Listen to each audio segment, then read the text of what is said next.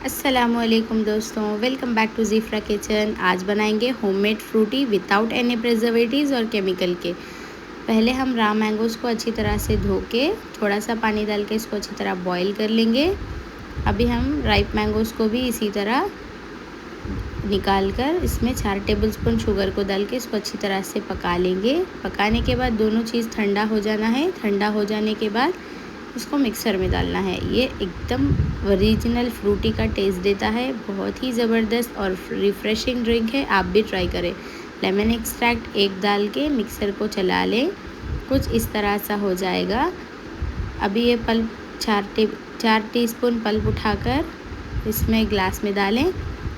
अभी ice cubes और water को डाल के इसको अच्छी तरह से मिक्स करके ठंडा ठंडा सर्व करें। बहुत ही मज़ेदार बनता है, ओरिजिनल टेस्ट आता है। इसको फ्रीज़र में स्टोर करके जब भी मेहमान आए तो सर्व करें। Thanks for watching, do subscribe and share.